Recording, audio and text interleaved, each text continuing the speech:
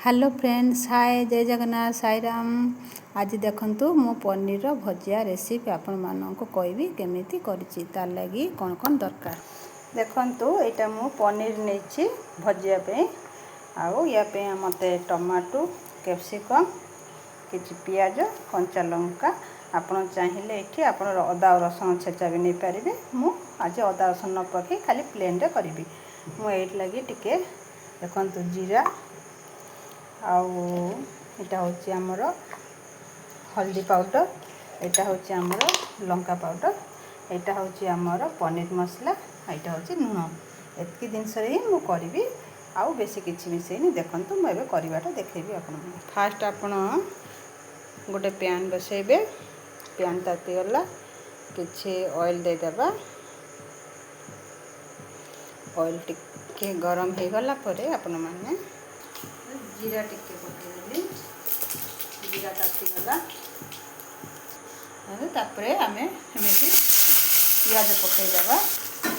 पियाज टिके लाल हे गला परे आपण एठी कंचा लंका कैप्सिकम पकेइ देबे।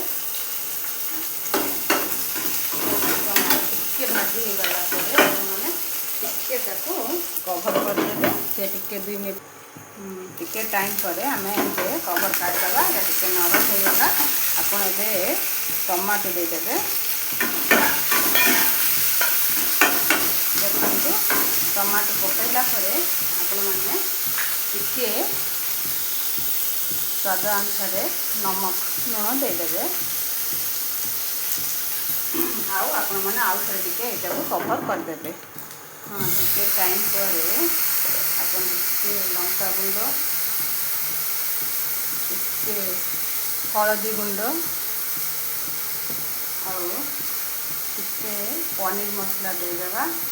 ताकू भलसे घांटी माने पुणी कवर कर देबे। देखंतु भजिया पे मु सब पनीर पे एंते टिके गुंड कर दोछि। माने पनीर एंते चेका थिले भल लागिवनी, तो मु पनीर को टिके एंते गुंड सब कर दोछि। पनीर गुंड करके आमे सेठी पकेइबा। देखंतु कवर काढी की एबे देखुछि एटा पूरा भल भाबरे सिझी गलानी। एबे मु एई पनीर को एठे पकेइबी। गुंड करि देइथिली आगरु पनीर को। एबे आपण हाथ रे आ टिके टिके मिक्स करके एमिति पकेइ देबे। एटा को आपण एते भल भाबरे घांटी देबे।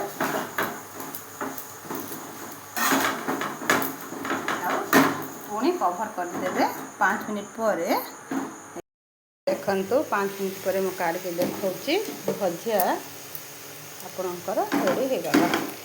मु एते गोटे प्लेट रे सर्व करिकरी आपण मानको देखौछि केनते हेछि। देखंतु एटा होछि पनीर भजिया। आपण माने एटा को करंतु, खांतु, केमिति लागिला मते कहबे। जदि मो वीडियो आपण मानको भल लागिला मो वीडियो को आपण माने लाइक शेयर एंड सब्सक्राइब करबा को भूलिबे नै। रहउछि फ्रेंड, बाय, जय जगन्नाथ।